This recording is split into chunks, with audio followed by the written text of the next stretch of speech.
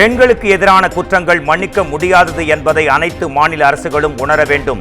யார் குற்றவாளியாக இருந்தாலும் அவர்களையும் அவர்களுக்கு உதவுவோரையும் தப்பிக்க விடக்கூடாது என்றும் மகாராஷ்டிராவில் பிரதமர் நரேந்திர மோடி பேச்சு.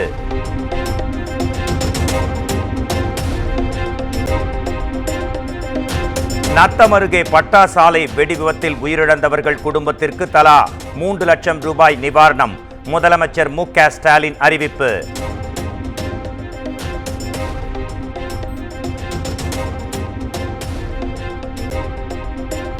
பழனியில் கோலாகலமாக நடைபெற்று வந்த முத்தமிழ் முருகன் மாநாடு நிறைவு. 143 முருகன் கோயில்களில் 50 கோடி ரூபாய் மதிப்பீட்டில் திருப்பணிகள் தொடங்குவது உள்பட 21 தீர்மானங்கள் நிறைவேற்றம்.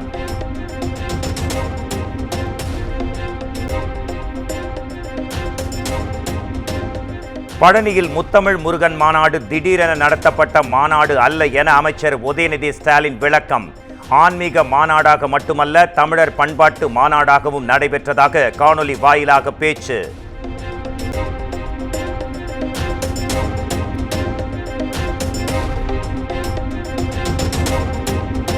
அனைத்துலக முத்தமிழ் முருகன் மாநாடு மாபெரும் வெற்றி பெற்றுள்ளது என அமைச்சர் சேகர் பாபு பெருமிதம். முதல் நாள் மாநாட்டில் 50,000 பேருக்கு கட்டணமில்லா பிரசாதம் வழங்கப்பட்டுள்ளதாகவும் பேட்டி.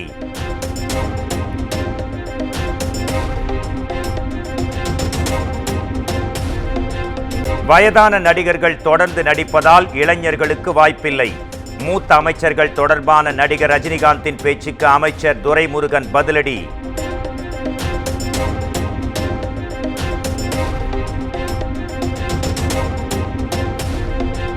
அரியணை உதயநிதி ஸ்டாலினுக்கு போகும்போது திமுகவில் கலவரம் வெடிக்கும் என்பதையே ரஜினி தன் பாணியில் சுட்டிக்காட்டியுள்ளார்.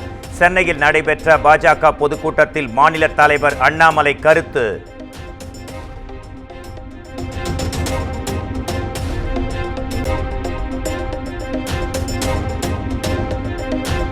அண்ணா பல்கலைக்கழக செமஸ்டர் தேர்வு கட்டண உயர்வு நிறுத்தி வைப்பு.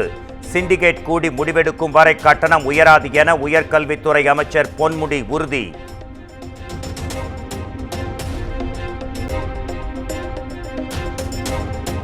உழைக்காமல் தலைவர் பதவிக்கு வந்தவர்தான் அண்ணாமலை என அதிமுக பொதுச் செயலாளர் எடப்பாடி பழனிசாமி விமர்சனம்.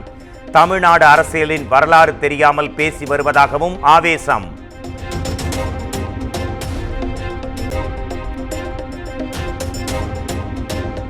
தமிழ்நாட்டில் செய்தித்தாள்களில் தினமும் காவல் அதிகாரிகள் பணியிட மாற்றம் தொடர்பான செய்தி இடம்பெறுவதாக எடப்பாடி பழனிசாமி குற்றச்சாட்டு.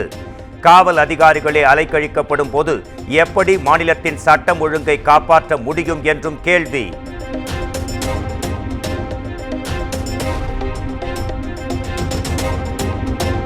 மறைந்த நடிகரும் மற்றும் தேமுதிக நிறுவனருமான கேப்டன் விஜயகாந்தின் 72வது பிறந்த நாள். சென்னை கோயம்பேட்டில் உள்ள அவரது நினைவிடம் மலர்களால் அலங்கரிக்கப்பட்ட நிலையில் ஏராளமான தொண்டர்கள் வருகை.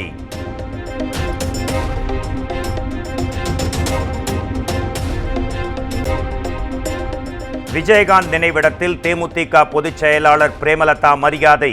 விஜயகாந்த் சிலையை திறந்து வைத்து கண்ணீருடன் மரியாதை.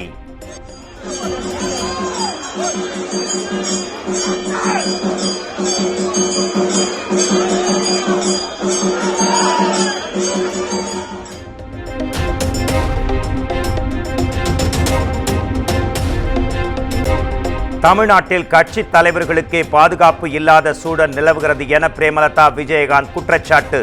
தன்னிடம் எந்த தகவலும் அளிக்காமல் வீட்டிற்கு அளித்து வந்த பாதுகாப்பை அரசு திரும்ப பெற்றதாகவும் பேட்டி.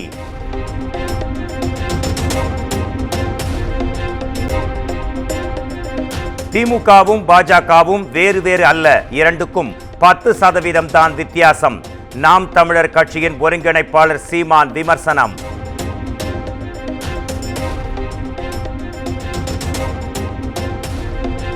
சென்னை புதுப்பேட்டையில் போலீசாரின் தடையை மீறி கொடியேற்றிய தமிழக வெற்றிக் கழக கட்சியினர். போலீசார் தமிழக வெற்றிக் கழக நிர்வாகிகள் இடையே வாக்குவாதம் ஏற்பட்டதால் பெரும் பரபரப்பு.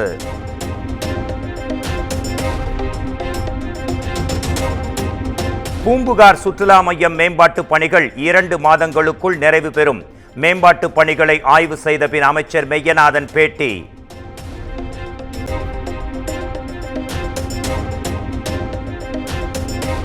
மேட்டுப்பாளையம் குன்னூர் மலை ரயில் சேவை வரும் 31ஆம் தேதி வரை ரத்து. மண் சரிவு ஏற்படும் அபாயம் இருப்பதால் அறிவிப்பு.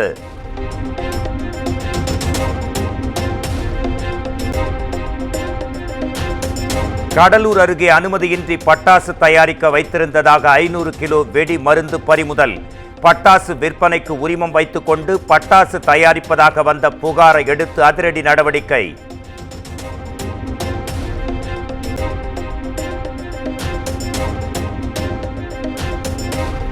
தஞ்சை திருவையாறு காவிரி ஆற்றில் மூழ்கி பள்ளி மாணவர்கள் 2 உயிரிழப்பு.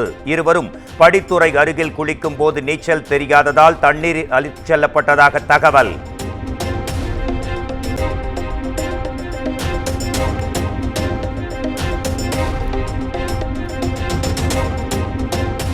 தஞ்சை மாவட்டம் ஊரணிபுரம் அருகே 10க்கும் மேற்பட்டோருக்கு திடீர் உடல்நல பாதிப்பு. முதியவர் ஒருவர் உயிரிழந்த நிலையில் சுகாதார சீர்கேடா என மாவட்ட நிர்வாகம் ஆய்வு செய்ய கோரிக்கை.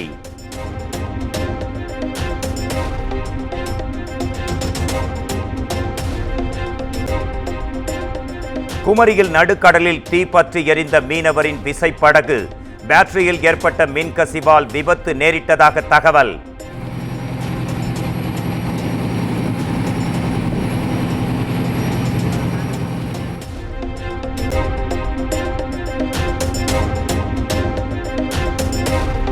காஞ்சிபுரம் மாவட்டம் இருங்காட்டுக்கோட்டையில் 2வது நாளாக நடைபெற்ற ஃபார்முலா 4 கார் பந்தயம். தமிழ்நாடு மட்டுமின்றி டெல்லி, புனே, கர்நாடகா உள்ளிட்ட 8 அணிகள் பங்கேற்பு.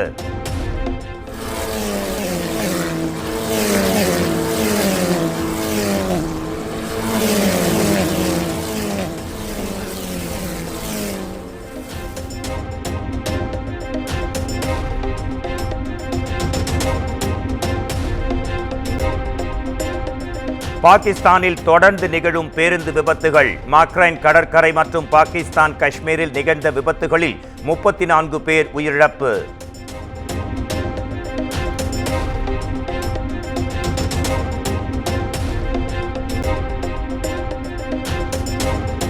ராவல்பிண்டியில் நடைபெற்ற முதல் டெஸ்ட் கிரிக்கெட் போட்டியில் பாகிஸ்தானை வீழ்த்தியது வங்கதேசம். பாகிஸ்தான் அணியை அதன் சொந்த மண்ணில் 10 விக்கெட்கள் வித்தியாசத்தில் வீழ்த்திய முதல் அணி என்ற சாதனையையும் நிகழ்த்தியது.